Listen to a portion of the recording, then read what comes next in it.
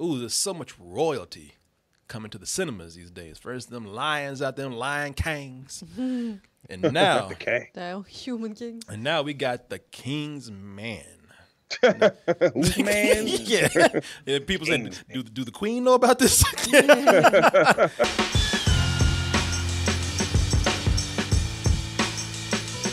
Real power lies in understanding who it is you're truly fighting.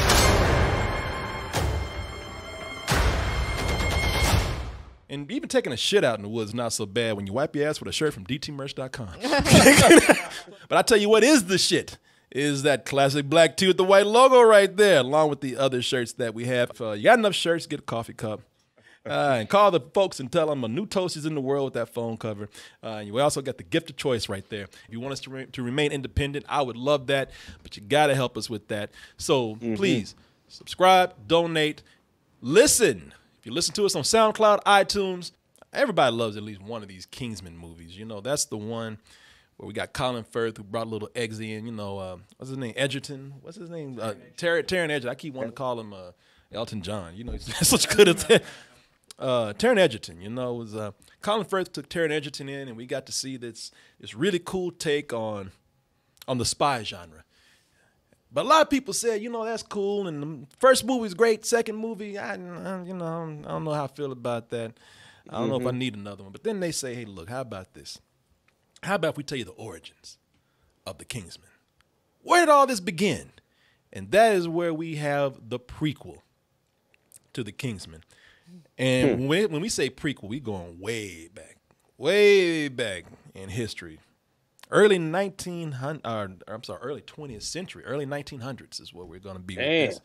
At least that's what I think I see from here. A lot of people are saying, like, you know what, also a little thrown off by the trailer. Some people saying, and they don't know how they feel about this. And some people are saying, well, that's a great thing. Not just a good thing, it's a great thing I'm being thrown off by this trailer. Didn't even know what I was looking at first. Let's go ahead and take a look at the Kingsman, and then we'll be back to give you our opinion on this trailer.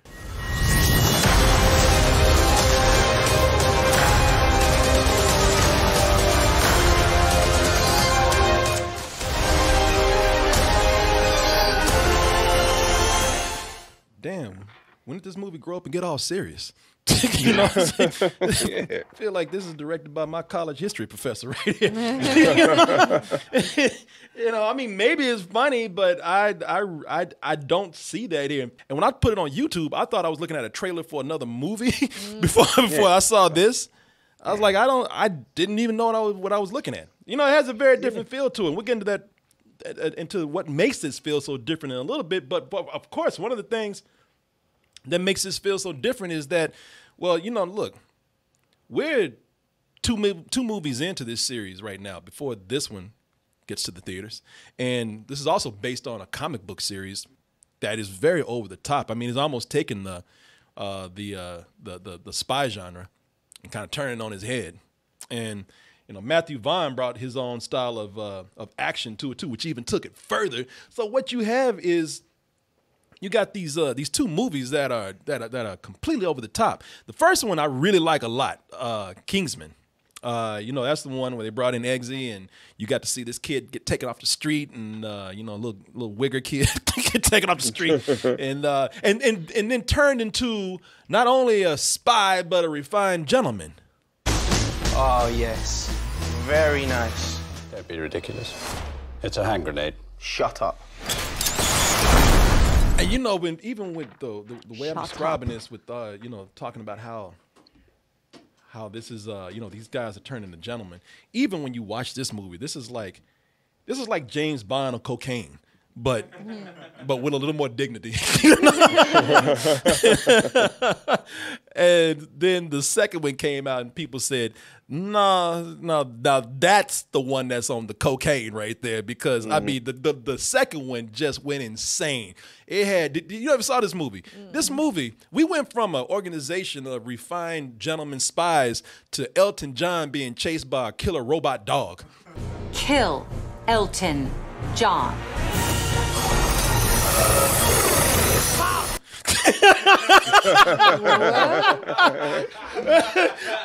I love that. Elton John said, I need that dick. I don't know what's creepy. Either that dog or Colin Firth hiding behind his ass. That one eye Nick Fury. Yeah. Hello, Elton. Look behind you, Elton. I mean, the shit was, it really, they took it to an insane level. I know some people like it. A little bit too much for me. I mean, in addition to robot dogs, they had dudes that look like G.I. Joe action figures. So they had a guy with a robot arm in here who was pretty much something straight out of, not even a comic book. He was something out of a cartoon. I mean, you know, this thing, it was turning into that. It was turning into a cartoon, or it was turning into a remake of the original Kingsman, where people literally had action figures that they were doing it with. Looks like they wanted to make it serious again. But that's what, you know. Look, we were serious at the beginning. Yeah, that's what's getting me with this. You know, I'm looking at this, and I mean, they're taking this, what it looks like, at least. I mean, you know, I'm sure when we see the movie, it's not going to be as serious as it looks, but for right now, it looks very serious. I mean, there's no humor in this trailer at all. Yeah, the first one had some fun to it. You know, it walked that fine line between being serious and having fun at the same time.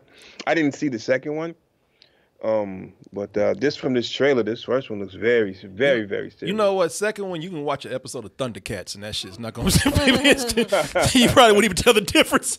I like that. Yeah, no, it's that one.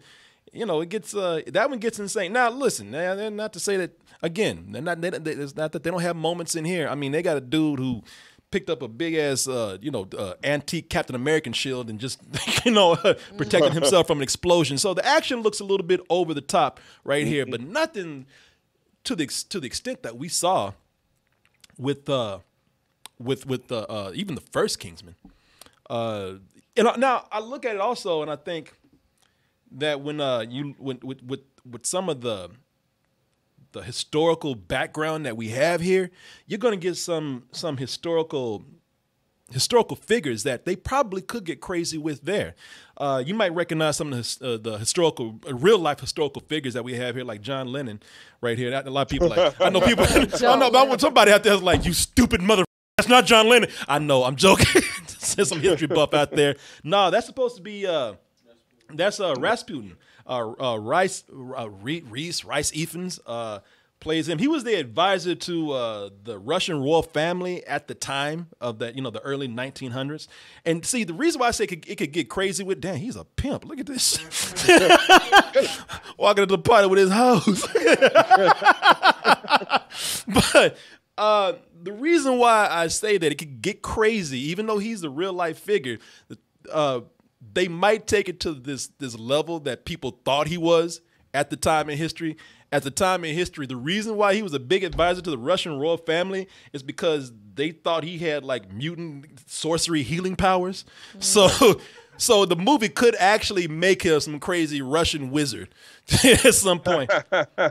Because, that's what the movies because the movies, it is set against the backdrop of World War I. We don't know if it's actual World War I or if it's an organization of crooked industrialists at the time who were trying to like start this.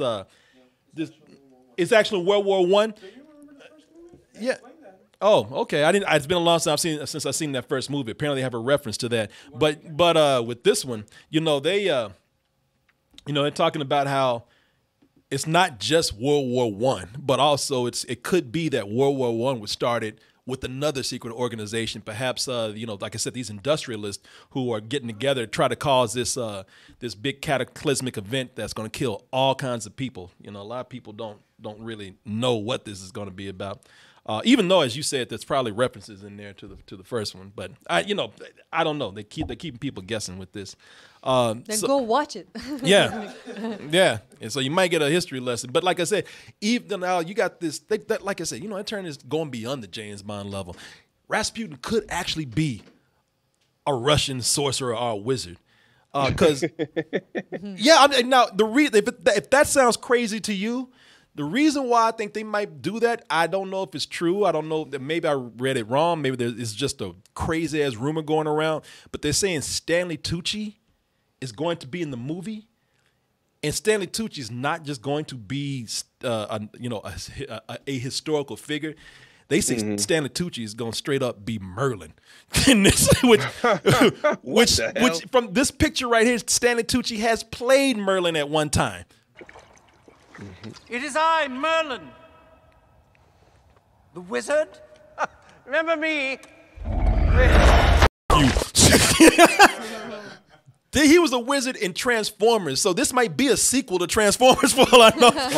There might be like some connection. Like this, they said they want to expand the universe. We might find out that Transformers and Kingsman are actually related in some kind of way. How Merlin fits into any of this shit, I don't know. They are bringing in some real figures here, at least from what I understand. They have what you call it, Ralph Fiennes, and Ralph Fiennes is supposed to be like what T.E. Eliot, I believe, who is also known as Lawrence of Arabia. So he is actually going to be, I believe, the character. And unless it's another code name, he's going to be Lawrence of Arabia. Oh, okay. Yeah. A big spy. And I don't even think that anybody told Ralph Fiennes that this is actually a Kingsman movie. Because like Stanley Tucci, he actually played Lawrence of Arabia at one time. He was in a movie called Lawrence After Arabia. After he's done with Arabia, he goes back or something? It's like one of those asylum knockoffs. What kind of crazy porn shit is that? Yeah, it's like a porn. Yeah, Lawrence After Arabia. It's like they even have. It looks like they have a budget of one of those knockoffs. Yeah. All men dream, but not equally. Those who dream by night in the dusty recesses of their mind. Boring! Just Ralph Fiennes just sitting in a room with no lights. They had no budget with this. I'm the theater man. Yeah. Lawrence After Arabia. Lawrence After Arabia. Looks like Lawrence lost his mind after Arabia. Yeah, Lawrence in a mental home somewhere. I mean, I haven't seen the other movies, but like since depending on the trailers you show, it just looks really different. But also, like looking different makes people curious. I think maybe that's another way of pulling people in. Like this looks really different than the rest of the movies. I gotta go see it or something. Yeah, as you know, to the point that my wife is making, because I heard a lot of people were watching this and they said, at first it looks different. I don't know about it, but it still looks kind of cool. Is this even the same director? Then they get into it and they say, hey, you know what? This looks all right. And then by the end, they're like, well, you know what? I can get with this now. I kind of like where this is going. Then there are those people out there that say, yeah, well, I just don't know because it's not the Kingsman that I know. Not that crazy shit. Yeah. How do you feel about it, Oz? Well, as always, man, it's a case where you just can't, I don't understand why you just can't leave a good movie alone. Some things don't need sequels. Some things don't need prequels. And this seems to be one of those things for me anyway. Granted, again, it's a trailer. I don't know, yada, yada, yada.